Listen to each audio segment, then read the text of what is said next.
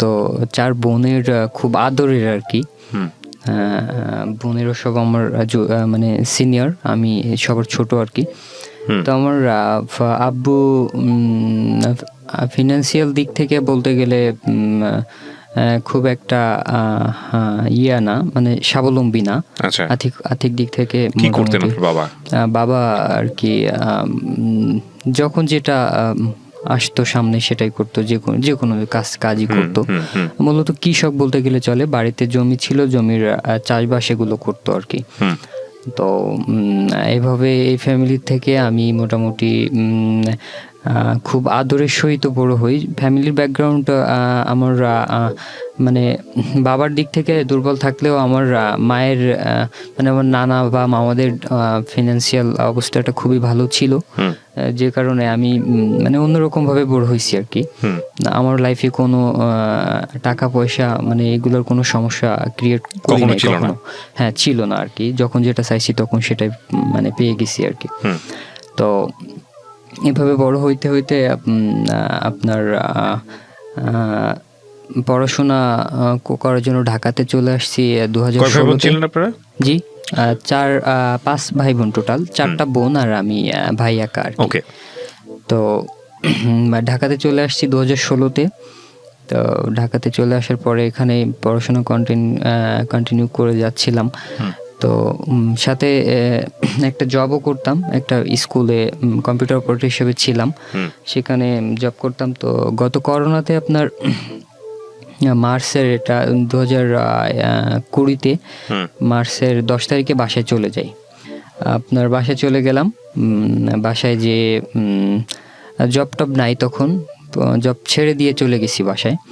বাসায় গিয়ে বাবার আর্থিক অবস্থা যেহেতু বলেছি যে ভালো না, নিজে কিছু করার মানে এই চেষ্টাটা মাথায় সবসময় আসতো যে কিভাবে পড়াশোনার পাশাপাশি মানে একটু ইনকাম করে নিজে একটু চলতে পারি। তো এই জন্য বাসায় যে করোনার বেশ কয়েকদিন বসেছিলাম, তারপর একটা আইডিয়া আসলো ব্যবসা করব। তো আমার যে ফ্রেন্ডগুলো ঢাকাতে একসঙ্গে থাকতাম, গ্রামেরই ফ্রেন্ড, তাদের আমার একটা খুব ক্লোজ ফ্রেন্ড ছিল, ইমরান নাম। তো ওর সঙ্গে আর কি একটা ব্যবসার প্ল্যান করে ব্যবসা বাণিজ্য শুরু করলাম। ডিলারের ব্যবসা করব, এই জন্য অনেক টাকার প্রয়োজন হবে। তো ছোট করে একটা মানে অন্য একটা ব্যবসা শুরু করছি। যাই হোক, সে ব্যবসার কথা বলতে চাচ্ছি না।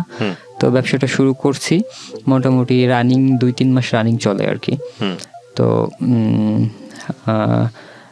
ব্যবসা আমার বাসা থেকে বেশ আমার ব্যবসার যে মানে আমার যে মানে কর্মক্ষেত্রটা, সেটা হচ্ছে আমার বাসা থেকে একটু দূরেই আর কি। 5 টাকা ভাড়া লাগে যাইতে।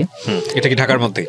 না, ঢাকার বাইরে, গ্রামে। গ্রাম বলতে কোন জেলা? গ্রামে বলতে খুলনাতে, কয়রা, জি, আমার এলাকায়।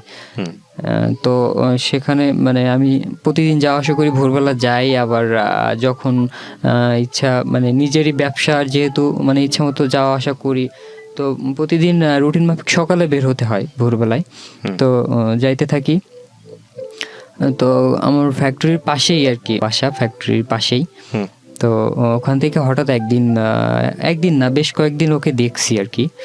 তো প্রথম দিন আমি একটা মেয়েকে দেখলাম যে ছাদে দাঁড়িয়ে থাকতে দেখছি আর কি। জি, এলাকায় বলতে আমার ফ্যাক্টরির পাশে ওর বাসা, ওর বাসার ছাদেই ও ছিল, আমি ওখান থেকে ওকে দেখলাম। একটা মেয়েকে দেখলাম, দেখার পরে আমার ভালো লেগে যায় আর কি। পরে ওর সম্পর্কে মানে ডিটেলস জানার চেষ্টা করলাম আশপাশ থেকে। তো ছোটবেলায় ওকে আমি দেখেছিলাম, কিন্তু বড় হয়ে ও যে মানে এরকমটা হয়েছে, বড় হয়ে ওকে ফার্স্ট এটাই দেখতেছি আর কি। তো ওকে দেখার পরে মানে যখন ভালো লেগে যায়, তখন আমি আশপাশ থেকে ওর ডিটেলস সংগ্রহ করার চেষ্টা করি যে আসলে ও কে, কোথায় থাকে বা কোথা থেকে আসছে, যেহেতু নতুন মনে হচ্ছে ওকে দেখে আমার। তো তারপর জানতে পারলাম যে ওর আব্বুর নামটা বললো সবাই যে ও তার মেয়ে। ওর আব্বুর নাম ছিল এনামুল। সবাই বললো যে এনামুলের মেয়ে। তো তারপর আমি দেখে অবাক হয়ে গেলাম যে ছোটবেলায় ওকে দেখেছি কিন্ডারগার্টেনে যেতে স্কুল ব্যাগ নিয়ে, আর সেই মেয়েটা এত বড় হয়ে গেল। তো যাই হোক, তাকে ওকে দেখার পর ভালো লেগে যায়। তো ওর সম্পর্কে জানার চেষ্টা করলাম, জানলাম যে ওর একটা অ্যাফেয়ারের মধ্যে আছে আর কি। মানে যেহেতু ওকে ভালো লাগছে দেখে, তো ফার্স্ট টাইম তো এটাই জানার চেষ্টা করব যে ওর কোনো ব্যাকগ্রাউন্ডে কোনো রিলেশন অ্যাফেয়ার আছে কি না। তো এটা যখন জানার চেষ্টা করলাম, যে শুনলাম যে আছে আর কি, তারপরও আমি ওর সাথে মানে ভাবলাম যে যোগাযোগ করেই দেখি। তো ওর যে ছেলেটার কথা শুনলাম যার সাথে ওর অ্যাফেয়ার আছে, ওর সাথে আমি একটু যোগাযোগ করার চেষ্টা করলাম। তো কথা বললাম বেশ কয়েকটা দিন, ওই ছেলেটার সাথে কথা বলে ওর সাথে মিশলাম, একটু মিশে ওর কাছ থেকেই ফোন নাম্বারটা কালেক্ট করলাম গোপন ভাবে। মানে ওর ফোনটা আমার কাছে ছিল, মানে ক্লোজ হয়ে গেলাম, ফোনটা আমার কাছে দিত, আমি ওর ফোন থেকেই নাম্বারটা কালেক্ট করলাম, করে ফোন দিলাম। ওই ছেলেটা আবার হচ্ছে ইয়ে করে, মানে আপনার কি বলে ডিশ লাইনে কাজ করে আর কি, ডিশ লাইনের তার এগুলা ইয়ে করে। তো ওর কাছ থেকে নাম্বার নিয়ে ও নগদে, মানে ও হচ্ছে মানে থাম্বার উপরে দাঁড়ায় আছে, মানে থাম্বায় উঠে গেছে থাম্বায়, আর আমি থাম্বার নিচে দাঁড়ায় আর কি ফোনটা দিলাম। ও থাম্বাতে কাজ করতেছে, প্রায় 1-2 ঘন্টা কাজ করছে। আর ততক্ষণে আমি ফোন দিলাম ওর কাছে। ফোন দেওয়ার পরে জানতে চেষ্টা করলাম।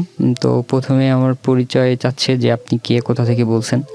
তো আমি বললাম আমার নাম। তো আমাকে চিনতে পারে নাই, আমাকে চেনার নাই কথা, কারণ এর আগে ওর সাথে আমার কথা হয় নাই বা কখনো মুখোমুখি দেখা হয় নাই। তো ও কথা বলতে চাইলো না, ফোনটা কেটে দিল। তারপর আমি নাম্বারটা সেভ দিয়ে রাখলাম। পরবর্তীতে মাঝে মাঝে ফোন দিতাম রাত্রে বা এই দিনে, যখনই সময় পাইতাম দেখতাম ওকে ফোন দিতাম। তো একদিন ও বললো কি, আপনাকে তো আমি চিনি না, আপনি বারবার ফোন দেন, ঠিক আছে আপনি আসেন, আমি আপনার সঙ্গে দেখা করি। বলছি কোথায় আসবো? তো বাসার পাশে একটা কম্পিউটার দোকান ছিল যেখানে আমি সবসময় সময় দিতাম, ওখানে আমি ওখানে আছি, ওকে আসতে বললাম যে এখানে দেখা করি। ঠিক আছে, ও আসছে। আসার পরে ও আমাকে দেখে তো হেসে দিচ্ছে, বলছে যে আপনাকে তো চিনি, মানে চিনি বলতে দেখছি এর আগে, কিন্তু আপনি যে উনি এটা তো বলতে পারতেন, বা আপনার সাথে এর আগে মনে দেখা হয়েছিল শাহিন ভাইয়ের সঙ্গে। ওর একটা চাচাতো ভাই আছে, তার সঙ্গে আমি থাকি, ও এটা জানে আর কি। তো যাই হোক, দেখা করে আমি ওকে বললাম যে ঠিক আছে। ও বলতেছে যে আমি এখন চলে যাই, আপনি থাকেন। আমি বলছি যে কোথায় যাবা? বলতেছে যে আমি আমার ফুপির বাসায় যাবো। আমি বলছি তাহলে আমাকে নিয়ে যাও। বলছে ঠিক আছে আসেন। পরে ওর সঙ্গে হাঁটতে হাঁটতে ওর ফুপির বাসা পর্যন্ত গেলাম। ফুপির বাসা ওখান থেকে পাশেই। তো গেলাম, কথা বলতে বলতে তখন ওকে আমি মানে সরাসরি না, একটু অন্যভাবে ওকে মানে প্রস্তাবটা দেওয়ার চেষ্টা করলাম যে আমি তোমাকে পছন্দ করি, এটা বোঝানোর চেষ্টা করলাম। তো ও আমাকে বললো যে অ্যাকচুয়ালি আমি একজনের ওয়াইফ বলতে গেলে চলে। আমি বলছি কেমন, মানে ওয়াইফ বলতে গেলে চলে মানে কি বিয়ে হয়ে গেছে? বলতেছে না, বিয়ে হয় নাই, তবে আমি একটা ছেলেকে পছন্দ করি, তো তার সঙ্গে আমার হয়তো বিয়ে হয়ে যাবে। আমি বলতেছি সমস্যা নাই, বিয়ে তো এখনো হয় নাই, তো জাস্ট ফ্রেন্ড হিসেবে আমরা কথা তো বলতে পারি। তো বলতেছে ঠিক আছে, হ্যাঁ কথা বলা যায়। আমি বলছি তাহলে মেসেঞ্জারের আইডিটা দাও আর অ্যাড করে নাও আমাকে তোর ফ্রেন্ড লিস্টে। পরে আমাকে অ্যাড করে নিল, ও নিজে হাতে আমার ফোনে সার্চ করে মানে ফ্রেন্ড লিস্টটা অ্যাকসেপ্ট করে নিয়ে ফোনে কথা হয়, মানে মেসেঞ্জারে কথা হয়, ফোনেও মাঝে মাঝে ফ্রেন্ড হিসেবে কথা হয়। জাস্ট এভাবে ফ্রেন্ড হিসেবে 1 সপ্তাহ কথা চলার পরে মানে ওকে আমি ইমোশনালি মানে অনেকভাবে ইমোশনালভাবে ওকে আমি মানে ইমপ্রেস করার চেষ্টা করলাম, অনেকভাবে ট্রাই করলাম আমি আমার দিক থেকে। আপনি কোনো রিলেশনশিপে ছিলেন ওই সময়টা? না, ওই সময়টা আমি কোনো রিলেশনশিপে ছিলাম না। তো এখানে হালকা একটু ব্যাকগ্রাউন্ডে বলি, আমি অনেকগুলো রিলেশনের সাথে এর আগে জড়িত ছিলাম, অনেক রিলেশন করতাম। আসলে বলতে গেলে চলে যে অন্যরকম টাইপের ছিলাম, নিজের সত্যটা মানে বলাই যায় যে চাইলেই একটা রিলেশনের মধ্যে ঢুকে পড়তাম বা চাইলেই একটা রিলেশনের মধ্যে থেকে বের হয়ে আসতাম, আমার ইচ্ছা মতো ইচ্ছা খুশি করতাম আর কি। তো একটা টাইম আমি এই যে ঢাকা থেকে বাসায় চলে গেলাম, গিয়ে বেশ কিছুটা দিন রিলেশন ছাড়াই ছিলাম, কোনো রিলেশন ছিল না।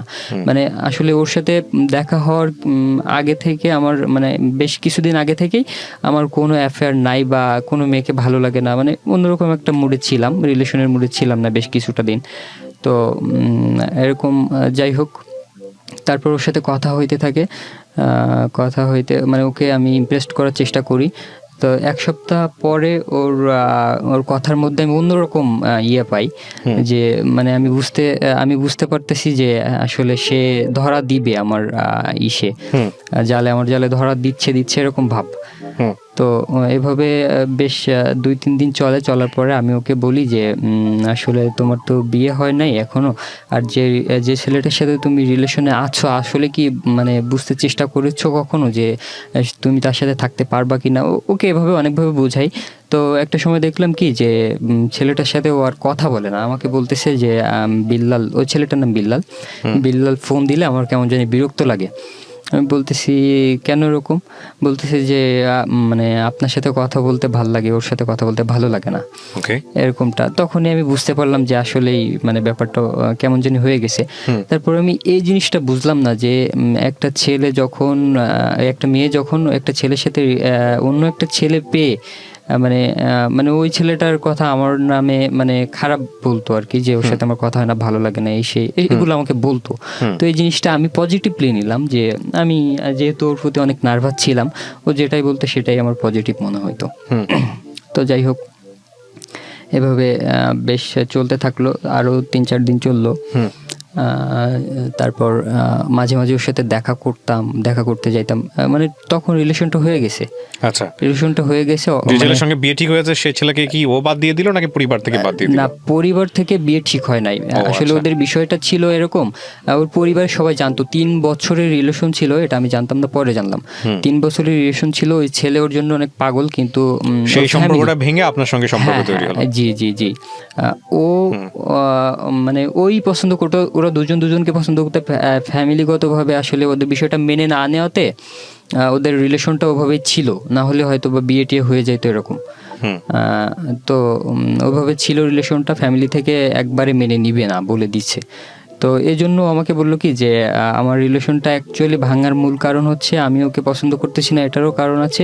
সেটা হচ্ছে যে আমি ওকে বলেছিলাম যে চলো আমরা পালায় বিয়ে করি, ও রাজি হয় নাই, এই কারণে আমি ওর সাথে আর রিলেশন রাখতে চাচ্ছি না। আমি বলছি ঠিক আছে, তোমার ইচ্ছা। তো আমাকে বলতেছে আমি ওর সাথে পালাইতে চাইছিলাম, কিন্তু তোমার সাথে কিন্তু আমি পালাইতে পারবো না। তখন আমাদের সম্পর্কটা তুমি আমির মধ্যে চলে আসছে। বলছে তোমার সাথে কিন্তু আমি পালাইতে পারবো না, তুমি কিন্তু আমার বাসায় রাজি করাবা, তারপর বিয়ে করে নিয়ে যাবো আমাকে। প্রিয় শ্রোতা, আমরা এই জায়গাটায় ছোট্ট একটা বিরতি নেব এবং বিরতির পর আবারও ফিরে আসবো জীবন গল্পে। যাওয়ার আগে আপনাদেরকে বলতে চাই, ঢাকা এফএম এর নতুন আরো একটি ইউটিউব চ্যানেল যেখানে আপনারা জীবন গল্প দেখা করছি, অবশ্য দূর থেকে দেখা করছি, এরকম বেশ কয়েকবার দেখা করলাম। দেখা করার পরে ও বলতেছে যে বাসায় তুমি তোমার গার্ডিয়ান পাঠাও বিয়ের জন্য, বিয়ের প্রপোজাল নিয়ে পাঠাও। পরে আমি আমার বাসায় শুধু আম্মুকে বললাম। আমি ওর প্রতি অনেক দুর্বল হয়ে পড়ছিলাম, যে কারণে সরাসরি আম্মুকে বলছিলাম। আম্মুকে বলার মতো যদিও কোনো যৌক্তিক কারণ ছিল না, কারণ আমার এখনো বয়স হয় নাই। তারপর আম্মুকে বললাম যে এরকম একটা মেয়েকে পছন্দ করি। তো আম্মু বললো কি, আম্মু ওকে মানে ওর কথা শুনে পছন্দ করলো আর কি, মানে যেহেতু মানে বাসা থেকে বেশি দূরে না, তো ওর কথা শুনে পছন্দ করলো, বললো ঠিক আছে। তো ওদের ফিনান্সিয়াল অবস্থা তো অনেক বেশি ভালো, আসলে আমাদের বিষয়টা ওরা মেনে নিতে পারবে কিনা আগে কথা বলতে হবে। তখন আপনি কোন ইয়ারে পড়েন? আমি তখন থার্ড ইয়ার পড়েন। জি, অনার্স থার্ড ইয়ার। জি। তো আম্মু আমাকে যখন বললো যে ঠিক আছে আমি দেখি, মামাদের বাসা থেকে কেউ গেলে হয়তো বা মেনে নিতে পারে, তোর মামাদের বাসা থেকে। আমার মামাদের কথা বলতেছে। তো আমার মামাদের ব্যাকগ্রাউন্ড অনেক ভালো ছিল, এজন্য আর কি। তো আমি বলছি ঠিক আছে, কথা বলো, একটু দ্রুত বলো। তো বলতেছে এইসব বিষয় কি দ্রুত করা যায় নাকি? তো আমি ওই যে আম্মুকে বললাম, আর তারপরে আর কখনো বলি নাই। তো আমাকে প্রতিদিন প্রেশার দিত যে বলছো, বাসায় বলছো, আমার বাসায় লোক পাঠাইছো, লোক পাঠাবা কবে? আমি বলছি যে একটা বিষয় কি হুট করে হয়? ওকে বুঝাইতাম যে একটু ওয়েট করো, ও এটার মধ্যে নাই। ও বলতেছে যে না, তুমি 1 মাসের মধ্যে সব পুরো বিষয়টা হ্যান্ডেল করে ফেলবা, যে 1 মাসের মধ্যে যেন আমাদের বিয়েটা হয়। তুমি 1 সপ্তাহের মধ্যে বাসার থেকে লোক পাঠাবা, কথাবার্তা ফাইনাল হবে, 1 মাসের মধ্যে আমাদের বিয়ে হবে। তো তো আমি বলছি এটা কোনো কথা যে 1 মাসের মধ্যে এটা কি হয় নাকি? বলতেছে না তাহলে হবে না, তুমি দ্রুত করো, আমি তোমাকে ছাড়া থাকতে পারতেছি না। আমাকে ইমোশনালভাবে দুর্বল করার চেষ্টা করতেছে। তো আমি বলছি ঠিক আছে, দেখি আমি শুধু ওরকম বলতাম, এরকম ওকে 1 সপ্তাহের মতো ঘুরাইলাম যে আজকে না কালকে পাঠাবো, কালকে না পরের দিন পাঠাবো, এরকম ঘুরাইতে থাকলাম। তখন ও আমাকে একদিন রাত্রে বলতেছে কি যে আসলে দেখো এইভাবে তো হবে না, তোমাকে ছাড়া আমার ভালো লাগতেছে না থাকতে, আচ্ছা আমরা বিয়ে করে ফেলি, তারপর দেখা যাবে। আমি এটা মনে বললো? মনে ওটা মানে আপনি চাচ্ছিলাম। বললেন না, ও বললো? ও বললো। আমি বললো, মনে আপনি মনে ওটা ওটাই চাচ্ছিলেন? চাচ্ছিলাম, কিন্তু ওকে বলতে পারি নাই। ও যে আগেই সত্য দিয়ে রাখছিল যে পালায় বিয়ে করতে পারবো না, তো ও সত্য দিচ্ছে, আবার ওই বলতেছে যে চলো আমরা পালায় বিয়ে করে ফেলি। তখন তো আমি রাজি হয়ে গেলাম একবারে। তো বললাম ঠিক আছে। তো তারপর পালায় বিয়ে করব, কি কি করতে হবে সব অ্যারেঞ্জ করলাম। যেদিন আমরা পালাবো বাসা থেকে, তার একদিন আগে ওর বাসা থেকে সব ওর লেদার গুছায় দিল। ওটা অনেক রাতে যেয়ে নিয়ে আসলাম। ও ছাদের থেকে ফেলাইলো, আমি ওখান থেকে নিয়ে আমার বাসায় রেখে দিলাম।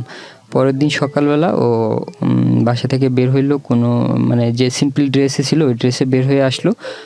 সোজা আমি একটা লোকেশন দিয়ে দিলাম, ওখানে চলে গেল। আর আমি টুকটাক কেনাকাটা করে তারপর বিয়ে যেহেতু করবো।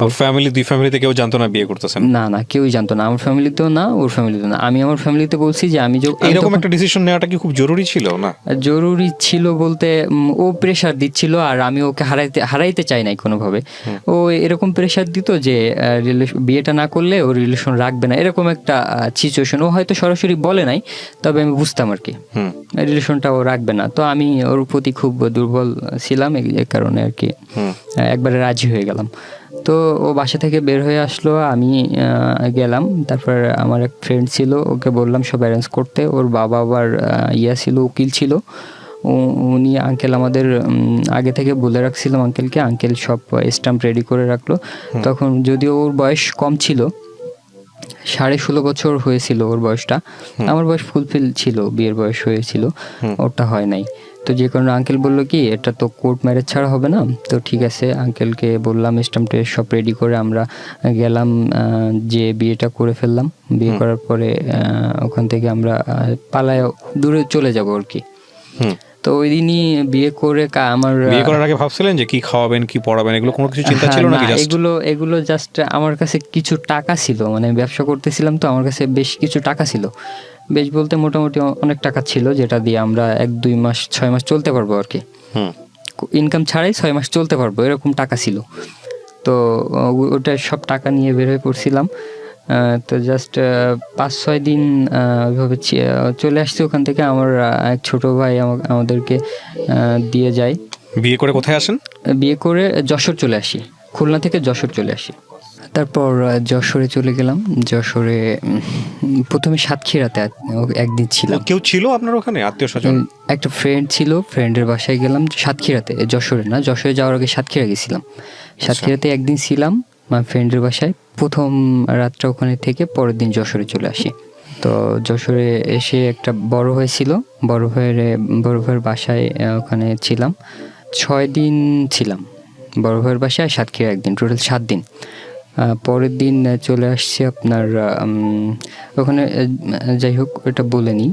যশোরে ছিলাম, থাকার পরে আমার এর মধ্যে আমি বাসায় যোগাযোগ করছি জাস্ট 3 দিন পরে, বের হয়ে যাওয়ার 3 দিন পরে যোগাযোগ করি। এর আগে আমার ফোন সবই অফ ছিল, ওর ফোনও অফ ছিল।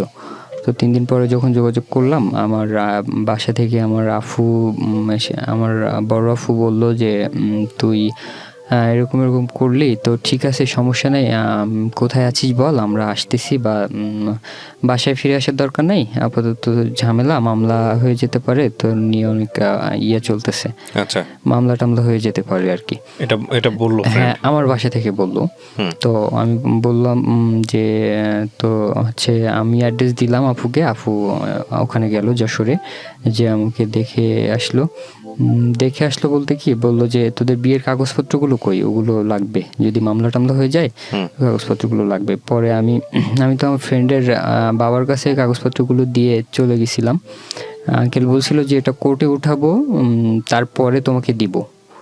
তুমি তো এখন এগুলো নিয়ে যেতে পারবে না। তো ঠিক আছে, আঙ্কেলের কাছে রেখে গেছিলাম। পরে আমার আপুকে বললাম যে আঙ্কেলের কাছে আছে। পরে আঙ্কেলের কাছ থেকে আপু নিয়ে আসলো। আনার পরে ওগুলো আফু নিয়ে আমার ওখানে গেল। 5 দিন পরে গেল আর কি আপু, গিয়ে আমাকে নিয়ে আসলো।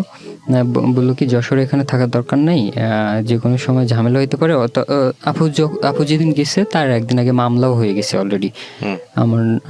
আমার এগেনস্টে মামলা হয়ে যায়। তো আপনার এগেইনস্ট মামলা করে কে? মেয়ের দাদা দাদি করে জি। বাবা মা করে নাই? বাবা মা অ্যাকচুয়ালি মেয়ের বাবা মা কেউ দেশে নাই। বাবা মা তো নাই। মা নাই বলতে মার সাথে যোগাযোগ নাই আর কি। বাবা মা দুজনে আলাদা, মানে ডিভোর্সড। মেয়ের বাবা মা দুজনেই আলাদা থাকে। বাবা থাকে সৌদিতে, আর মা কোথায় থাকে কেউ জানে না। খুলনাতে বা আমাদের ওইখানে কোথায় যেন থাকে, ওটা কেউ জানে না, আমিও জানি না, ও জানে না। মায়ের সাথে ওর যোগাযোগ হয় না, বাবার সাথেও হয় না। ও জাস্ট দাদা দাদির কাছে বড় হয়েছে। আচ্ছা। তো ওখান থেকে যশোরে আফু আমাকে গিয়ে বললো যে মামলা তো হয়ে গেছে, এখন এইখানে থাকাটা ঠিক হবে না। এখান থেকে অ্যারেস্ট হইলে যে ভাইদের বাসায় আছিস, ভাইদের সমস্যা হবে। তো চল হচ্ছে তোকে এক জায়গায় রেখে আসি, সিক্রেট গোপন জায়গায় রেখে আসি, যাতে কেউ খুঁজে না পায়। তো আফু আমাদের ওখান থেকে বের করে নিয়ে আসলো। আসার পরে আমার আরেকটা আফুর বাসায়, যেটা যে আফুর বাসাটা একটু একবারে অজপাড়া গায়ের মধ্যে, মানে 4 সাইডে নদী, মাঝখানে একটা দ্বীপের মতো জায়গা। ওইখানটাতে গাড়ি ঘোড়া চলে না, মানে যাতায়াতে খুব অসুবিধা। তো বললো কি এখানে থাক, এখানে অসুবিধা হবে না, এখানে কেউ খুঁজে পাবে না, এখানে কেউ আসবেও না, কারণ এটা জায়গাটা অন্যরকম একটা জায়গা, গাড়ি ঘোড়া পাওয়া যায় না, হেঁটে পথ চলা। তো ওইখানে চলে গেলাম, ওই আফুর বাসায় থাকলাম। আফুর বাসায় বেশ 2-3 দিন থাকলাম। থাকার পরে কোনোভাবে এটা আমি এখনো খুঁজে পাইনি যে আসলে কিভাবে মানে ওইখানে থাকার খবরটা লিক হয়ে যায়। আচ্ছা। লিক হয়ে যায়, ওর বাসার লোকজন টের পেয়ে যায়। গিয়ে একদিন ওইখানে আফুর বাসায় 2 দিন থাকার পর পরের দিন সন্ধ্যায়, 3 দিনের দিন আর কি, সন্ধ্যায় ওর বাসা থেকে লোক চলে যায়। ওর দাদা দাদি যায়, ফুফি যায়, ওখানে চলে যায় আপনাদের ওখানে? হ্যাঁ, ওখানে আমরা যেখানে ছিলাম ওখানে চলে যায়। যাওয়ার পরে তো আমি অবাক হয়ে গেলাম যে কি অবস্থা। কিভাবে আসলো? পুলিশ সহ যায় নাকি পুলিশ ছাড়া? পুলিশ ছাড়াই গেছে। ওরা আগে খুঁজতে গেছে শিওর ওখানে আছি নাকি। আচ্ছা, মেয়েটার বয়স কত ছিল? মেয়েটার বয়স 16.5 ছিল। মানে প্রাপ্তবয়স্ক ছিল? হ্যাঁ, প্রাপ্তবয়স্ক ছিল না। আপনি প্রাপ্তবয়স্ক ছিলেন? জি। প্রাপ্তবয়স্ক থাকলে তো অ্যাকচুয়ালি কোনো ঝামেলাই হতো না। অনেক ঝামেলা হয়েছে বলতেছি আর কি। তো ওখানে চলে যাওয়ার পরে ওর দাদা দাদি ওকে এবং আমাকে দুজনকেই বলে যে তোমরা চলো, তোমরা এরকম কেন করছো, আর করছো ঠিক আছে, তো চলো তোমাদেরকে নিয়ে বাসায় অ্যারেঞ্জ করে বিয়ে দিই আর কি। সামাজিকভাবে, হ্যাঁ, সামাজিকভাবে বিয়ে দিই, না হলে এইভাবে তো মান সম্মান থাকতেছে না, তোমার বাসারও না, আমার বাসা আমাদেরও না, তো চলো। তো আমি তখন বললাম কি যে না, আমরা যাব না। আমি বললাম যে ওর কাছে জিজ্ঞেস করেন ও কি বলে। তো বলতেছে যে ঠিক আছে যাব, তবে করতে হবে, মানে আমাদেরকে আপনার গ্যারান্টি কি যে আপনারা বাসায় যেয়ে আমাদের বিয়ে দিবেন বা আমাদের আলাদা করে ফেলবেন, এটা গ্যারান্টি কি? বলতেছে যে তোমাদের এরকম গ্যারান্টি কি দিব বলছি তো, মানে ওরা তখন ধমক টমক দিচ্ছে যে চলো বাসায়, আবার এরকম একটা কাজ করছো, আবার বড় বড় কথা, মানে প্রেশার দিচ্ছে আর কি। তো ওকে বলতেছে যে চল বাসায় চল। ওর সাথে ও খারাপ ব্যবহার করা শুরু করছে তখন, যে চল বাসায় চল, তোর বাসায় গেলেই বুঝতে পারবি। তখন আমি বললাম, আমাকে বলতেছে যে চলো, দুজনেই চলো, নাহলে ঝামেলা হবে কিন্তু। তখন অন্যরকম হয়ে গেছে আর কি। তো আমি বলতেছি না, আমি যাব না, আপনাদের মেয়ে যদি যায় তো ওকে নিয়ে যান। ওর কাছে জিজ্ঞেস করতেছে যে কি তুই যাবি? বলতেছে না, আমি যাব না। তারপর বেশ অনেকক্ষণ ওইভাবে ওরা অনেক চেষ্টা করলো, মেয়েকে বোঝাচ্ছে, আলাদা নিয়ে গেছে, নিয়ে বোঝাচ্ছে। তারপর আমাকে বলতেছে যে চলো, এরকম করো না, অনেক বোঝাচ্ছে। তারপর যে ওদের সাথে একটা ছেলে আসছিল, আমাদের এলাকারই ছেলে, ছাত্রলীগের পোলাপান আর কি। তো ও আসছে, ও ফোন দিছে, মানে ওর কোন মামা না কি আছে, পুলিশে চাকরি করে না, কে যেন ফোন দিছে আর কি। তো থানায় খবর দিছে, থানা থেকে পুলিশ আসতেছে আর কি, এরকম একটা আমি শুনতে পেলাম। তো আমি তখন বলতেছে যে বিয়ের কাগজ, আমি বলছি যে না, ওরা জোর করে নিয়ে আসবে ওকে, বলতেছে যে আমরা ওকে নিয়ে যাব এখনই। তা আমি বলছি যে আমার বিয়ে করা বউ, আপনারা চাইলে তো নিয়ে যেতে পারেন না, আমি যদি না চাই আপনারা নিয়ে যাবেন কীভাবে? বলতেছে যে কাগজ কই, কাগজপত্র আছে? আমি বলছি হ্যাঁ আছে। বলতেছে কই? এবার আমি আমার আপুকে ফোন দিলাম, বললাম যে কাগজপত্রগুলো নিয়ে দ্রুত আসো। এবার আপু আর আম্মু গেল ওই আপুর বাসায়, আমরা যেখানে আসি ওখানে গেল। গিয়ে মানে ততক্ষণে পৌঁছায় নাই আর কি, এর মধ্যে পুলিশ চলে আসছে ওখানে। হ্যাঁ, ওখানে পুলিশ চলে আসছে। তো আসার পরে আমি দেখলাম আশেপাশে সবাই, আমার আফুদের, যে আফুর বাসায় ছিলাম, আফুর বাসার আশেপাশের আরও যে লোকজনগুলো ছিল, ওরা বলতেছে যে তুমি চলে যাও, তোমার সমস্যা হইতে পারে, তারপর আমরা এদিকে দেখতেছি। মানে থাকে না গার্ডিয়ান টাইপের লোকজন কিছু, এরা বলতেছে যে চলে যাও, তুমি থাকলে সমস্যা হইতে পারে, পুলিশ যেহেতু আসছে তোমাকে হয়তো মারধর করতে পারে বা করতে পারে, তুমি চলে যাও। তো আমি ভাবলাম যে ওকে রেখে যাব, বলতেছে যাও, পরে দেখা যাবে। মানে একটা টাইপ হয়েছে কি যে সবাই বলা বলি করতেছে যে মেয়ের যেহেতু বয়স কম, কাগজপত্র দিয়ে কোনো লাভ হবে না। বিয়ের কাগজপত্র থাকলেও এটাতে কোনো লাভ নাই, কারণ মেয়ের এখনো প্রাপ্ত বয়স হয় নাই, মেয়ে কিছুই বুঝে না এখন ওইটা থানায় যেতে হবে, হয়তো দুজনকেই অ্যারেস্ট করে দিবে এরকম। তো থানায় বলতেছে যে তোমাকে থানায় নিয়ে আমাকে, মানে যারা ছিল আমার আফুর বাসার আশেপাশের লোকজন, তারা আমাকে আলাদা ডেকে বুঝাচ্ছে আর কি, যে তোমাকে হয়তো মারধর করতে পারে, থানায় নিয়ে মনে করো টাকা পয়সা দিলে হয়তো তোমাকে মারতে পারে। তো এর আগে থেকে তুমি চলে যাও, তারপরে পরে কি করা যায় আমরা দেখতেছি। পরে আমি চলে গেলাম ওখান থেকে। আমার আফু আর আম্মু তখন এসে পৌঁছায়নি কাগজপত্র নিয়ে। তো আমি ওখান থেকে চলে যাওয়ার পরে কিছুক্ষণের মধ্যে ওরা এসে পৌঁছায় কাগজপত্র দিছে। ওইখানে কি হয়েছে ওই ঘটনা তো আমি জানি না। পরে কিছুক্ষণ পরে শুনলাম যে আফুকে আর আম্মুকে নিয়ে গেছে আচ্ছা, পুলিশ অ্যারেস্ট করে, আমাকে না পেয়ে। জি, আমাকে খুঁজতেছে, আমাকে পায় নাই, তো বলতেছে যে কান টানলে মাথা চলে আসবে, তাই এটা বলে পুলিশ নিয়ে গেছে আর কি আফুকে আর আম্মুকে অ্যারেস্ট করে। রাত্রে ওকেও নিয়ে গেছে, ওকে নিয়ে থানায় রাখছিল আফুকে আর আম্মুকে, এবং ওকে আলাদা আলাদা রাখছে, তিনজনকে আর কি আলাদা আলাদা জায়গায় রাখছে। রাখার পরে ওখান থেকে সকালবেলা ওকে মেডিকেলে পাঠায়। মানে আমার বাসার থেকে মানে খুলনা শহর আরও প্রায় 90 কিলোর মতো, সে শহরে পাঠায় ওকে মেডিকেলের জন্য, মেডিকেল রিপোর্ট করার জন্য। তো ওখানে পাঠায়, আর আফুকে আর আম্মুকে পরের দিন সন্ধ্যাবেলায় ওখান থেকে চালান করে দেয়। ওহো, ওখান থেকে থানা থেকে মানে যে কারাগারে আর কি করে চালান করে, মানে লুকায় থাকো, তোমার ফাইলে সমস্যা হইতে পারে, তোমাকে অনেক মারধর করতে পারে বা আরো ঝামেলা হইতে পারে, আমি দেখতেছি কি করা যায়। পরে মামাতো ভাইরা ছিল, তারা অনেক বুঝে এসব বিষয়ে, তো ওরা বললো যে ঠিক আছে তুই পালায় থাক, আমরা দেখতেছি। আমি ওইভাবে ছিলাম, আমি ওখান থেকে সোজা আবার ঢাকা চলে আসি, একা ওইভাবে পালায় ঢাকা চলে আসছি। আর আম্মু আর আফু ওখান থেকে খুলনা থেকে চালান করে দেয়, তখন আমাকে বলে নাই যে ওদের খুলনায়। মামাতো ভাই বলছে কি যে ওরা থানায় আছে, ওদের বের করার চেষ্টা করতেছি, বের করে ফেলবো। তো যাই হোক, ওদের বের করতে পারে নাই। আমি প্রতিদিন ফোন দিতাম, আমাকে বলতো যে হ্যাঁ করে ফেলবো। হঠাৎ একদিন শুনলাম যে ওদের খুলনায় চালান করে দিয়েছে, এটা আমাকে বলে নাই। তো যাই হোক, বলছে খুলনায় চালান করে দেওয়ার খবরটা জানার পরে আমার অনেক খারাপ লাগলো যে আসলে মা আর বোনকে, হ্যাঁ মা আর বোনকে। ওয়াইফকে তখনও ধরে নাই? ওয়াইফ তো তখন থানাতে ছিল, কিন্তু সে কোথায় গেছে? থানা থেকে খুলনা মেডিকেলে, মানে ওর মেডিকেল রিপোর্ট করার জন্য পাঠাইছে আর কি।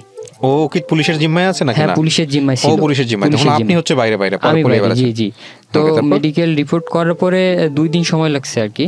2 দিন পরে ওকে বাসায় পাঠাইছে, মেডিকেল রিপোর্ট করানো শেষে ওকে বাসায় পাঠাইছে। ওকে মানে কোথাও নেয় নাই, মানে কাস্টডিতে নেয় নাই আর কি। ওকে পাঠাইছে বাসায় পাঠানোর পরে আম্মু আর আফু ছিল, আমি ঢাকায় ছিলাম। আমি অনেক চেষ্টা করতাম বলতে আমাকে তো জাস্ট ফ্যামিলি থেকে যেভাবে চালাচ্ছে আমি সেভাবে চলতেছি। আমাকে বলতেছে যে তুমি কোনোভাবে এসো না, এদিকে ধরা দিও না, পালায় থাকো। তো আমি ওইভাবে পালায় আসি। 25 দিন চলে গেল। আমি বলতেছি যে 25টা দিন হয়ে গেলো। এর মধ্যে আম্মুর আর আফুর মানে জেলখানা যে ছিল, মানে আমার আফু হচ্ছে অনেক সেন্সিটিভ টাইপের, ওইখানের খাবার তো খাইতেই পারতো না। আর যাই হোক, এইসব পরিবেশের দিক দিয়ে মানে না করাতে আফু জ্বর চলে আসে, মানে মশার কামড়, ডেঙ্গু হয়, মানে অনেক খারাপ পরিস্থিতি চলে ওর মধ্যে, খুব অসুস্থ হয়ে পড়ে। তো এসব খবরও পাইতাম, ফোনে কথা হইতো, মানে ওর ভিতর থেকে ফোনে কথা বলা যায়, তো ফোনে কথা হইতো। তো একদিন আমি যাইতাম মাঝে মাঝে ওখান থেকে, আমি ঢাকা থেকে মানে খুলনা চলে গেলাম। খুলনায় গিয়ে মাঝে মাঝে আফুর ওখানে যে টাকা দেয়া যায় জেলখানার ভিতরে, পিসিতে টাকা দিয়ে আসতাম। তখন তো কিছু করার ছিল না, সবাই আমাকে বলতো। হ্যাঁ, ওদেরকে কেন ধরলো? ওদেরকে কি আসামি করছিল? ওদের আসামি করছিল, যে মামলা করছিল টোটালি 6 জনের নামে। আমার আরো ফ্রেন্ডরা ছিল, তারা সবাই পালায় ছিল তখন। ফ্রেন্ডদের নামে করছে? হ্যাঁ, একটা ফ্রেন্ড ছিল, তারপরে আমার আব্বু ছিল, আমার বোনের জামাই ছিল, মানে দুলাভাই ছিল। টোটাল 6 জনের নামে হয়েছে। আমি 1 নম্বর ছিলাম, আর সবাই সিরিয়াল দিয়া বাকি 6 জন আর কি। তো তাদের থেকে 2 জনকে ওই যে ধরছে, আরো অজ্ঞাতনামা দিছে মানে অসংখ্য ব্যক্তি। তো পরে যাই হোক, ওখানে মানে আম্মু আর আফু 25 দিন চলে গেল, তাও কোনো মানে ওদের জামিনের কোনো ব্যবস্থা হলো না। পরে আমার মামাতো ভাই ছিল, যে আর কি পুরাটা দেখাশোনা করতো, মামলা টামলা এগুলো দৌড়দৌড়ি করতো। তো মামাতো ভাইকে বললাম যে ওরা কি চাচ্ছে আসলে, টাকা লাগলে টাকা খরচ করো না। বলতেছে যে টাকা দিয়েও কোনো কাজ হবে না, এখন আমরা অনেক চেষ্টা তো করলাম, তোকে ছাড়া কোনোভাবে জামিন করানো যায় কিনা, এখন তুই না আসলে ওদের হবে না, কোনোভাবেই হচ্ছে না। এখন আমি বললাম তাহলে আমি চলেই আসি, ওদের তো শুধু শুধু কষ্ট দিয়ে লাভ নাই, মানে ওরা তো মহিলা মানুষ। আমি 2-6 মাস আমি অপরাধ যেহেতু করছি, আমি জেলখানায় থাকলে কোনো সমস্যা নাই। আমি একটা পুরুষ মানুষ, আর মহিলা মানুষকে আর কতদিন রাখা যায়। পরে বললাম যে আমি চলে আসতেছি, তুমি ব্যবস্থা করো, আমি স্যালেন্ডার করলে যদি ও ছেড়ে দেয় তাহলে হবে। পরে একটা উকিলের সাথে কথা বললো, উকিল বললো যে হ্যাঁ, ও স্যালেন্ডার করলেই হয়ে যাবে। আচ্ছা। তখন আমি পরের দিন গেলাম, তখন পুরা আমি 3 তারিখে মেবি মার্চের 3 তারিখে, জানুয়ারি ফেব্রুয়ারি, হ্যাঁ মার্চের 3 তারিখে আর কি স্যালেন্ডার করলাম। এতদিন পর্যন্ত আপনার বাবা মা জেলে? হ্যাঁ, বাবা তো না, মা জেলে? হ্যাঁ, মা আর আফু জেলে 25 দিন। তো 25 দিন পরে আমি স্যালেন্ডার করলাম। যখন আমি স্যালেন্ডার করার সাথে সাথে ওদের জামিন হয়ে গেল। আচ্ছা। ওরা বের হয়ে আমার সাথে দেখা করতে পারছে আর কি, সাথে সাথেই জামিন হয়ে গেছে। ওকে। জামিন হয়ে যাওয়ার পরে আমার সাথে দেখা করে আম্মু বলতেছে যে আমি এতদিন জেলে থাকলাম, তোকে ভিতরে পাঠাবো না, এই জন্য, তারপরেও হইল না। যাই হোক, তুই কেন ধরা দিলি, কেন আসলি? আম্মু কান্নাকাটি শুরু করছে যে আমি তো ছিলাম ভিতরে, তো তুই কেন ধরা দিলি, তুই পালায় থাকতে পারলি না? আমি বলছি, তাই আমি কিছু বলি নাই। আম্মু কান্না করতেছে, ওইভাবে ছিল। আমি চলে গেলাম, আমাকে নিয়ে গেল খুলনাতে, আর আফু আম্মু বাসায় থাকে। বাসায় চলে আসে, ওখান থেকে আসার পরে আমি ফোনে কথা বলতাম প্রতি সপ্তাহে। তো জেলখানায় গেলাম ফার্স্ট টাইম, এর আগে তো যাওয়াটাও হয় নাই। কেমন ওখানকার এনভায়রনমেন্ট, ওখানে কি পেলেন? পরিবেশটা আসলে মানে যান্ত্রিক একটা পরিবেশ, মানে টাইমলি খাবার দিত, সবই হইতো টাইমলি, সব টাইমলি করতে হবে, টাইমের বাইরে হইলে কোনো কিছুই হবে না। মানে চাইলে এই টাইমে গোসল করতে পারবে না, এটা না ওটা না। আর আপনার মেইন সমস্যা হচ্ছে মানে ঘুমানোর মতো সিচুয়েশন নাই, মানে মশা, তারপরে গরম, মানে সব দিক দিয়ে মনে করেন একটা মানে খুবই খারাপ, বাজে, নোংরা, পুরো নোংরা পরিবেশ। খাবারগুলা মনে করেন তো খাওয়াই যায় না। কেন? খুব বাজে খাবার বলতে খাবারগুলোর মধ্যে এক ধরনের মেডিসিন দেয়, মানে সেক্স অ্যাবনর্মাল করার জন্য।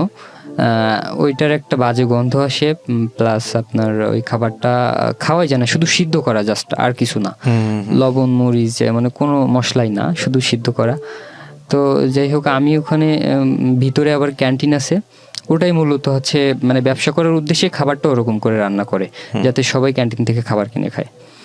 ওর ভিতরে খাবার কিনে খাইতাম। তো মোটামুটি ছিলাম মানে 1 সপ্তাহ 12 দিনের মতো। খুব কষ্ট, মানে খুব খারাপ লাগতেছিল। 10-12 দিন পরে ফোন দিলাম বাসায়, মানে প্রতি সপ্তাহে একবার করে কথা বলা যেত। তো পরের সপ্তাহে ফোন দিলাম, দেওয়ার পরে শুনলাম যে ও নাকি আমার বাসায় চলে আসছে। আচ্ছা, যাকে বিয়ে করছেন? হ্যাঁ, যাকে বিয়ে করছি, ওকে নিয়ে বাসায় আটকায় রাখছিল। ও ওখান থেকে মানে ফোন সব নিয়ে নিছিল। ও অনেক কষ্ট করে আফুর সাথে যোগাযোগ করছে।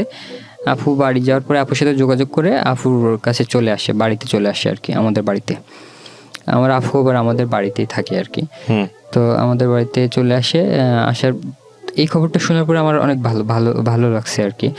আমি বের হয়ে ওকে পাবো এরকম একটা আশা নিয়ে আবার ছিলাম।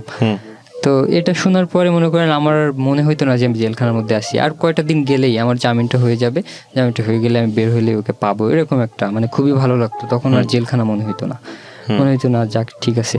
সবার সাথে মানে সেটাই বলতাম যে এরকম বের হয়ে ওকে পাচ্ছি, গল্প করতাম। তো যাই হোক, অনেক আশা ছিল আর কি ওকে বের হয়ে আবার পাবো। তো আমার 3 মাস এইভাবে 3 মাস 6 দিন চলে গেল। 3 মাস 6 দিন পর আমার জামিন হইলো। 3 মাস 6 দিন পরে যখন জামিন পেলাম, জামিন পেয়ে বাসায় আসছি, এসে বাসায় আসি না, বের হয়ে শুনি যে ও নাই আর কি। আমার বাড়িতে ছিল, ওখান থেকে আবার পালায় চলে গেছে আর কি। পালায় চলে গেছে? আবার রাত্রে পালায় চলে গেছে, মানে আমি বিষয়টা বুঝলাম না, এখনো বুঝি না। আবার রাত্রে 2টার দিকে উঠে, মানে সবাই শোয়া ছিল, ঘুমের মধ্যে ছিল। তো আমার বাসায় ওই কয়টা দিন এসে আমি গল্পে শুনলাম এসে যে ওই কয়টা দিন এসে আমার বাসার পরিবেশের সাথে আব্বুর সাথে আপুর সাথে সবার সাথে এমনভাবে মিশছে যে ও চলে যাওয়াতে তারা মনে করেন আপসেট পুরা, মানে তারা অনেক মানে হয়ে গেছে। কোথায় গেল? ওর বাড়িতেও যায় নাই? ওর বাড়িতে বলতে ওর বাড়িতেও যায় নাই, ওর একটা ফুপির বাসা, সেখানে গেছে। ওর ফুপি আসতো আমাদের বাড়ির পাশে ওর আর একটা ফুপি আছে। তো ওই ফুপি আমাদের বাড়িতে মাঝে মাঝে আসতো ও থাকা অবস্থায় আর কি, এসে খোঁজখবর নিত। তো আমার বাসার কেউ মাইন্ড করে নাই যে আসলে ওর ফুপি তো এসে দেখে যায় এই, আর আমাদের বাড়ির পাশের যেহেতু কোনো ক্ষতি করবে না। তো ওই ফুপি ওকে নিয়ে যায়, মানে করে যোগাযোগ করে ওকে বলে যে এরকম এরকম টাইমে চলে আসবে সেই, যাই হোক যোগাযোগ করে ও ফুপির বাসায় চলে যায় রাত্রে 2টা-3টার দিকে উঠে। পরে আম্মু হঠাৎ করে আম্মুর পাশেই ঘুমাইছিল, ওইখান থেকে চলে গেছে, আম্মু জানে না। তো আম্মু হঠাৎ রাত্রে উঠছে বাইরে যাওয়ার জন্য, উঠে দেখে যে ও নাই। পরে খোঁজাখুঁজি শুরু করছে, ভোর হয়ে গেছে, ভোর পর্যন্ত খুঁজে এখানে সেখানে খুঁজে কত জায়গায় খুঁজছে, ওকে পায় নাই। তো না পেয়ে সবারই ফোন টোন দিল যে মানে ও আমাদের বাসায় ছিল, এখান থেকে হারায় গেলে মনে করেন আবার যদি গুম মামলা টামলা দিয়ে দেয় তাহলে একটা বিপদ, অন্য একটা মামলা হয়ে যেতে পারে। তো খোঁজাখুঁজির পরে যখন না পাইলো তখন ওই যে ওর ফুপির বাসায় খুঁজতে গেল, খুঁজে যেয়ে দেখে ওখানে ঘুমাচ্ছে। আচ্ছা, বাইরে মানে সবাই খুঁজতেছে আর ওখানে যে ঘুমাচ্ছে। পরে ওকে যে ডাক দিলে ও বলতেছে যে আমি যাব না, আমার এখানে আমার ভালো লাগতেছে না। তবে আমাদের বাসায় গিয়ে, মানে আমাদের বাসায় যে কদিন ছিল, মানে কোনোভাবেই কেউ বুঝতে পারেনি যে ওর এখানে খারাপ লাগতেছে বা ও শুধু একটাই কথা বলতো নাকি আম্মুকে যে ওকে তাড়াতাড়ি বের করেন, আমার আর ভালো লাগতেছে না, এরকম। মানে ও যাওয়ার 1 সপ্তাহ আগে নাকি বলছিল আম্মুকে যে ওকে যদি তাড়াতাড়ি বের না করেন, ওই 1 সপ্তাহের মধ্যে ওকে বের করবেন, না হলে কিন্তু আমি দাদু বাড়ি চলে যাব, এরকম বলছে। আম্মু ভাবছে কি যে ওকে হয়তো তাড়াতাড়ি খারাপ লাগতেছে ওর জন্য, তাই এরকম বলতেছে। তবে আমার বের করার জন্য মানে চেষ্টা চলতেছে আর কি। তো একটা মামলার একটা ডেট থাকে আর কি, যে অপহরণ মামলা এতদিন না হইলে বের হইতে পারবে না। আমার মামলাটা ছিল অপহরণ আর কি। তো হাইকোর্ট করেও আপনার 3 মাস সময় লেগে গেছে, 3 মাস 6 দিন আর কি। মানে চেষ্টা করছে আমার বাসা থেকে আমাকে জামিন করানোর, কিন্তু আসলে পারে নাই, 3 মাস লেগেই গেছে। তো ওকে এটা বোঝাচ্ছে যে আসলে দেখো তুমি চাইলেই তো আর সবকিছু হয় না, আর কয়টা দিন থাকো হয়ে যাবে। তো আমি বাড়ি আসছি জাস্ট 1 সপ্তাহ আগেও চলে গেছে, আর একটা সপ্তাহ থাকলে হয়তো বা ওর সাথে আমার মানে বাকি লাইফটা হয়তো বা কাটিয়ে দিতে পারতাম, বা হয়তো একসাথে থাকা হইতো। তো এইটাই মানে আফসোস আর কি, যে 1 সপ্তাহ কেন অপেক্ষা করলো না। তো এরকম যখন বলে আম্মুকে, আম্মু বলতেছে যে হয়তো খারাপ লাগতেছে তাই বলছে। তো ঠিকই 1 সপ্তাহ পরে ওভাবে চলে গেছে। আচ্ছা, যাওয়ার পরে আমার আম্মু গেছে, যে অনেক বুঝাচ্ছে যে চলো দেখো ওর তো জামিন হয়ে যাবে আর কয়টা দিন, তুমি চলো যে থাকো, তোমার কোনো সমস্যা হইলে বলো, আর তোমার যদি থাকতে ভালো না লাগে তাহলে তুমি আমাকে বলতা, বা আমাদের বলতা যে আমার দাদু বাড়িতে দিয়ে আসেন, আমরা যে দিয়ে আসতাম, বা আমরা কারোর মাধ্যমে তোমাকে পাঠাইতাম। তুমি রাত্রে যে এটা বের হয়ে আসছো, এটা কি ঠিক হয়েছে? মানে লোকে কানা ঘোষা করতেছে যে ওদের মানে আমার কথা বলতেছে যে ওর ওয়াইফ আবার চলে গেছে, এই সেই কেমন একটা না বাজে দেখাচ্ছে না এই বিষয়টা। তো ও মানে কোনো উত্তরই করলো না, ওইভাবে চুপচাপ থাকে, মানে কোনো বিষয় নিয়ে সে বেশি মানে উত্তেজিত না, চুপচাপ থাকে, ঠান্ডা মাথার লোক আর কি। ঠান্ডা মাথায় সবকিছু শুনে করে। তো তারপর আম্মু বললো যে তুমি কি যাবা? বলতেছে না, যাবো না। তখন আমার আফু ছিল, আফু একটু মানে মাথা গরম টাইপের লোক। আফু গেছে যে বলতেছে যে তুই মানে তুই করে শুরু করছে যে তুই কেন এরকম করলি, মানে আমাদের সাথে খেললি, আমরা তোর জন্য জেল খাটলাম, তারপর এখন এসে আবার নাটক শুরু করছিস, আমরা কি তোরে নিয়ে আসছি? তুই তো নিজের ইচ্ছায় বাসা থেকে পালায় আবার আসছিস, তাহলে তুই মানে এরকম কেন করতেছিস, এরকম আমাদের কেন হয়রানির মধ্যে রাখছিস? এখন আবার যদি আমাদের নামে মামলা হয়, তুই যে পালায় চলে আসছিস, তোকে খুঁজে যদি না পাইতাম, আমাদের নামে মামলা হইলে আমরা কিছু করার ছিল, গুম মামলা হইতো, এরকম থানা থেকে বলছে। তো আমার আপু থানায় যে জিডি করে আসছে যে আমাদের বাসায় ছিল নাই, এখন এরকম জিডি করে আসছে আর কি। তো আসার পরেও ও আসে নাই, ওকে বলছে ও আসে নাই। তো না আসাতে আমার ফ্যামিলির লোকজন আমাকে কিছু বলে নাই, এভাবে ছিল। আমি জেল থেকে বাসায় এসে শুনলাম যে ও নাই, ও চলে গেছে। এটা শোনার পরে আমার খুব খারাপ লাগছে। আমি 27 রমজানে বেরোইছি আর কি, এই যে গত রমজানের 27 রমজানে বেরোইছি। তো বের হয়ে ঈদ 2-3 দিন পরে ঈদ, আমার কোনো ঈদ তোদের কথা আমার কিছুই ভালো লাগতেছে না। তো বের হয়ে ওর সাথে একবার মন চাচ্ছে যে যোগাযোগ করি, মানে ও কোথায় আছে খোঁজখবর নেই, কিন্তু আমার বাসা থেকে বলতেছে যে ওর সাথে কোনো প্রকার যোগাযোগ করা যাবে না, মানে ও একটা বাজে মেয়ে, ওর সাথে যোগাযোগ করলে সমস্যা হবে। ও যদি ভালো মেয়ে হইতো তা মানে ওকে তো আমরা মেনে নিছিলাম, রাখছিলাম, তুই জেলে তারপরে ওকে মেনে নিছি, এর থেকে আর কি মানে ওর কি আছে চাওয়ার পাওয়ার? আমাদের ছেলে জেলে, তারপরেও সে বউকে মেনে নিচ্ছি, ঘরে থাকতে দিয়েছি, রাখছি, খুব যত্ন করে রাখছি, তারপরেও সে চলে গেছে। তার মানে সে কখনোই ভালো না, আর ওর সাথে আর যোগাযোগ করার দরকার নেই টোটাল। তো আমি দেখলাম যে আমার ফ্যামিলিকে তো আমি কষ্ট দিয়েছি, আফুকে আম্মুকে জেল খাটাইলাম, তারপরও মানে ও যদি বুঝতো তাহলে বিষয়টা আমি কোনো কারণ দেখাচ্ছিল যে কারণে নাই বা এরকম কোনো না, কিছু ও কিছু তো ওর বলছিল সাথে না? না, ও জাস্ট আমি ওর জাস্ট এরকম ও মনে হয়েছে কেউ হয়তো বুঝাইছে যে ওর কখনো জামিন হবে না, 10 বছর 20 বছর থেকে যেতে পারে, তো এটা মনে করে ও চলে গেছে, মানে জাস্ট এটা বুঝলাম পরে, তারপর আশেপাশের লোকজনের কাছ থেকে শুনলাম। তো যাই হোক ও গেল, আমি বের হয়ে যোগাযোগ করার চেষ্টা করলাম, আর আমি চেষ্টা করতেছি গোপনে, আমার ফ্যামিলিকে জানাচ্ছি না, যে গোপনে কোনোভাবে দেখি ওর সাথে যোগাযোগ করতে পারি কিনা। আর ওর উপর তখন বাসার সবার কথা শুনে ওর উপর অন্যরকম একটা ফিলিংস তৈরি হয়ে গেল যে কেন এরকমটা করলো, মানে কেমন যেন ভালো লাগতেছে না ওর উপর, আমি খুব একটা খুশি না আর কি, ঘৃণাও করতে পারতেছি না, আবার মানে অন্যরকম একটা কনফিউশনের মধ্যে আছি। তো এরকমটা হওয়ার পরে আমি বেশ 2-3 দিন ঈদও হয়ে গেছে, আমি ওর বাড়ির পাশে আমার একটা ফ্রেন্ড না, একটা বিআই ছিল আর কি, তো তাকে বললাম যে যদি পারেন ওর সাথে একটু কথা বলে দিন।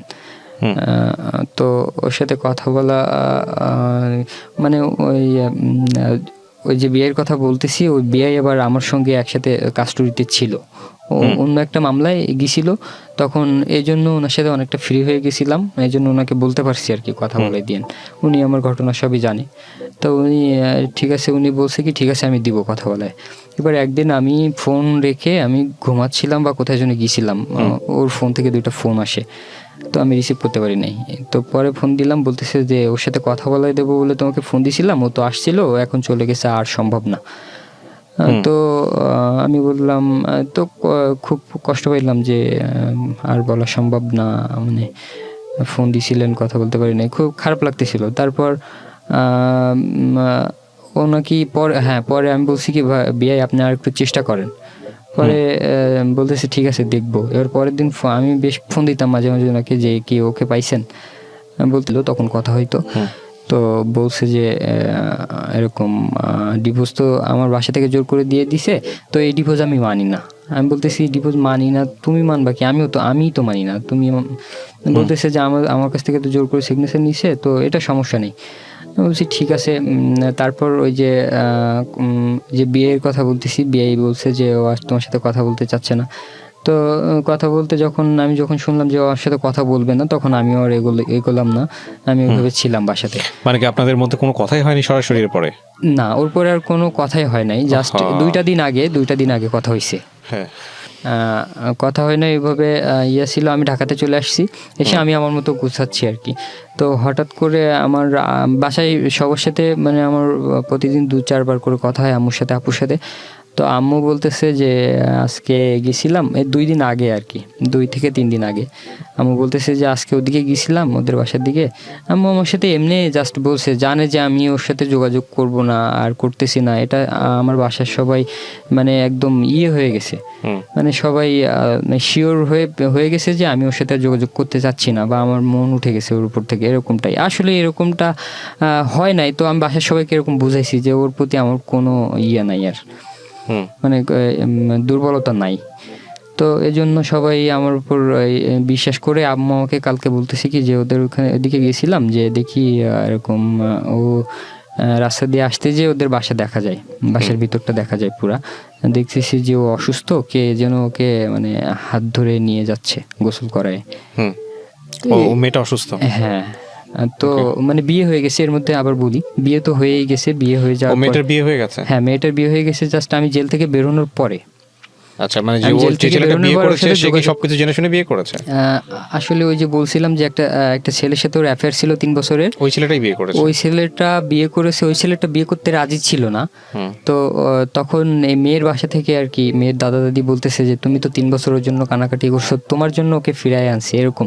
ওই ছেলেটার সাথে মানে এরা অনেক জোর করে মতো আর কি বিয়ে দিছে। তো ওই ছেলেটা মানে হয়তো বা কেউ না চাইলে তো জোর করে দেয়া যায় না। ওই ছেলেটার বক্তব্য যে আমি বিয়ে করতে চাই নাই আর কি, জোর করে ওরা আমাকে দিছে। আমি বলছি যে মানে আমার সাথে বলে নাই, আশেপাশের লোকজনের সাথে এরকমটা আর কি বলতেছে। তো ওর সাথে যখন বিয়ে হয়ে গেছে ওই দিন রাত্রে আমি ওর বাসার আশপাশ দিয়ে ছিলাম, মানে আমি বাড়িতেই ছিলাম তখন। তো আমার কোনো ফিলিংসই আসে নাই, বিয়ে করতেছে করুক সমস্যা নেই, আমার কোনো ফিলিংস আসে নাই ওর প্রতি। ও নিজের ইচ্ছায় বিয়ে করতে যখন রাজি হয়েছে তখন ফিলিংস আসাটা কি স্বাভাবিক। আমি ওর প্রতি এক প্রকার ঘৃণা করার চেষ্টা করতেছি, কিন্তু আসলে ওকে ঘৃণা করতে পারতেছি না এখনো পর্যন্ত, মানে ওর প্রতি ঘৃণাটা আসে না আর কি। তো যাই হোক, বিয়ে হয়ে গেছে, আমি ঢাকায় চলে আসছি। ঢাকায় এসে এই তো 1 মাস হয় নাই বা হয়েছে 1 মাস। এই গল্পটা আপনি কেন বললেন আজকে রেডিওতে? এই গল্পটা জাস্ট আমি আমার যতগুলো ফ্রেন্ড আছে বা যা খুব কাছের কেউ না, যারা আমার বিষয়গুলো জানে আর কি, তারা তো জানেই। আর নতুন করে আমি কাউকেই বলি নাই, জাস্ট আমার দূরের যতগুলো ফ্রেন্ড আছে সবাই জানে আমি বিয়ে করছি, কারণ আমি ফেসবুকে পোস্ট করছিলাম গট ম্যারিড, সবাই জানে বিয়ে করছি, সবাই বউর কথা জিজ্ঞেস করে।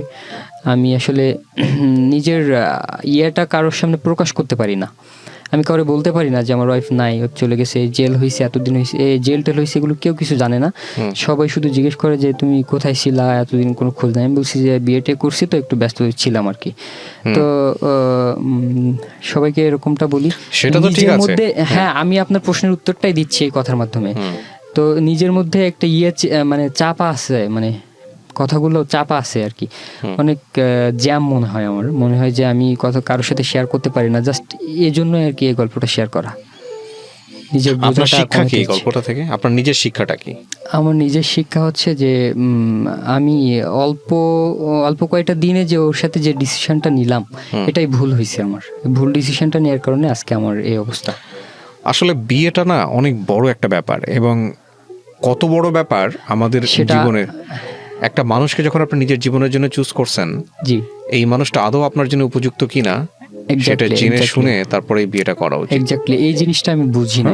এটা আসলে যারা করেন না তারা বুঝবেন, এটা যারা করেন তারা আর একটু করার পরে বুঝে, আসলে তখন আর বুঝেও লাভ নাই, এই হচ্ছে বিষয়। এটা আসলে এখন বুঝতেছি, তখন একটা জিনিস বুঝতাম কি, আমার একটা ছোট ভাই ছিল, ওর একটু ছোট্ট স্টোরি বলি।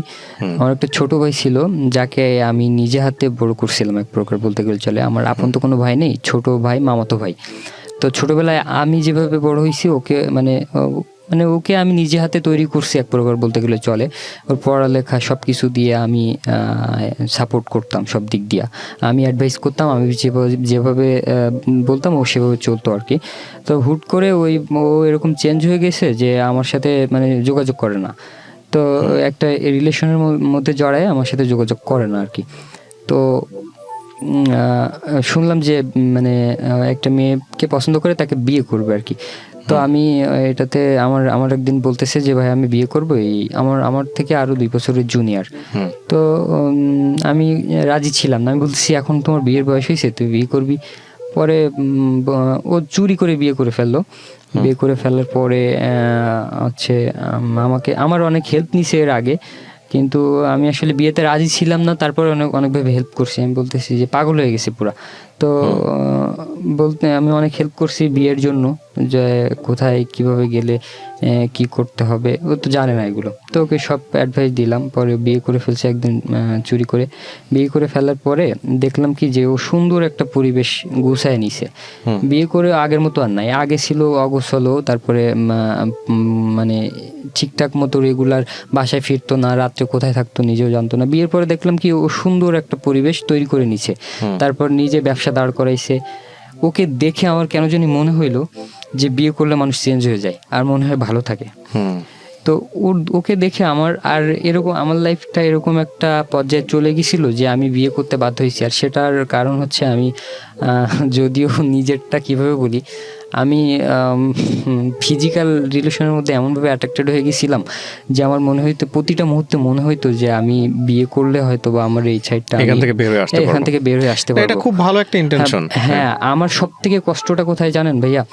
আমার কষ্টটা এখানে যে আমি যখন এইসব বাজে কাজগুলো করতাম, বাজে কাজের মধ্যে মানে যেভাবে হোক আর কি জড়ায় গেছিলাম। তো আমি সবসময় মুক্তি চাইতাম আল্লাহর কাছ থেকে, যে আল্লাহ আমি নিজের মনকে তো মানে করতে পারি না, মানে নিজের মনকে বুঝাই যে আল্লাহ এগুলোর মধ্যে আর কখনো যাব না, কিন্তু আবার কেন জানি হয়ে যায়, মানে ওর মধ্যে নিজে জড়ায় পড়ে নিজে বুঝতে পারি না। তো ভাবতাম কি যে বিয়ে করলে এটার মধ্যে থেকে বের হয়ে আসতে পারবো।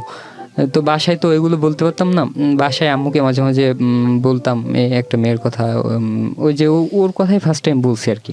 আর এর আগে পরে যত রিলেশন ছিল আম্মুকে টুকটাক বলতাম আর কি। তো ওর কথা সিরিয়াসলি বলছিলাম। আর ওই সময়টাতে আমার অনেক বেশি প্রতিটা দিন মনে হইতো যে বিয়ে করব, আর ভালো লাগে না। সব ফ্রেন্ডদের বলতাম যে বিয়ে করব। সবাই বলতো যে কি খাইতে দিবা, কি খাইতে দিব সেটা পরের বিষয়। ওই যে তখন ওই ছোট ভাইয়ের উদাহরণটা দিতাম যে ও তো কিছুই করে না, জাস্ট পড়ালেখাও ঠিকঠাক মতো করে নাই যে ও তাই করে খাওয়াবে, কিন্তু ঠিকই ও বিয়ের পরে ওর বাসা থেকে মানে ব্যবসার জন্য সুযোগ করে দিছে, ও শ্বশুর বাড়ি থেকে টাকা পয়সা দিছে, ব্যবসা করতেছে, ব্যবসা করেও এখন ভালো প্ল্যাটফর্মে আছে, ভালোভাবে করছে। আসলে ওইটাই বলবো আমি। আপনি দেখুন, আপনি নিজেও একটা ভালো বিশ্ববিদ্যালয়ে পড়াশোনা করেন, আপনার নিজেরই রিয়েলাইজেশনটা আছে। আমাদের জীবনে এই জায়গাটাতে আমাদের ভুলের কোনো শেষ নাই, আমরা সবসময় ভুল করি, ভুল করে শিখি। তবে একটা জিনিস যেটা মোটা দাগে বোঝাই যায় যে বিয়ের বয়স হওয়া এবং একটা মানুষকে জেনে শুনে বিয়ে করা, ওই মানুষটা আপনার জীবনের জন্য কতটুকু গুরুত্বপূর্ণ সেটা ভাবার জন্য যথেষ্ট সময় নেয়া। এই জায়গাগুলোতে আমরা শুধুমাত্র ইমোশন দিয়ে যেন কোনোভাবেই এই বিষয়টাতে সিদ্ধান্ত না নিই, এটাই শুধু বলার। সেটাই মানে আসলে আমি মানে তখনও বুঝতে পারছিলাম যে আসলে এটা কি ঠিক করতেছি, কিন্তু কেন জানি মনে হইলো যে বিয়েটা করলে হয়তো বা সব ঠিক হয়ে তো যাইতেও পারে। মানে ঠিক আছে, জীবন থেমে থাকবে না, জীবন হয়তো ভালো একজন মানুষ আসবে, তবে এটা থেকে অনেক বড় একটা শিক্ষা। মানে ন্যাচারালি আমার সাথে যেটা হয়েছে, মানে হয়তো বা এরকমটা হয়েছে যে মানে এটা তো আল্লাহ না চাইলে তো কোনো কিছু হয় না। তো আমি যখন পাপ কাজ থেকে বের হয়ে একটা পুণ্যের কাজ করলাম, তখন আমার লাইফে এমনটা কেন হলো, মানে আমার এমনটা জানতে ইচ্ছা করে। মানে এটা তো গড গিফটেড, মানে আল্লাহ না চাইলেও তো এটা হয় নাই, আল্লাহ চাইছে যে আমার লাইফটা না, এটা আপনি এভাবে বলতে পারবেন না। যদি রিলিজিয়াস বিষয়, ডিসকাশনটা অন্যরকম ভাবে। আল্লাহ কোনোভাবেই বলেন নাই যে বিয়েটা তোমরা গোপনে করো, বাবা মাকে না জানিয়ে করো। মেয়ের দিক থেকে তো এরকম একটা হাদিস আছে, আমরা যতদূর জানি, যে মেয়ে যদি তার কন্যাকে না জানিয়ে বিয়ে করে তাহলে সে বিয়ে বাতিল এবং বাতিল।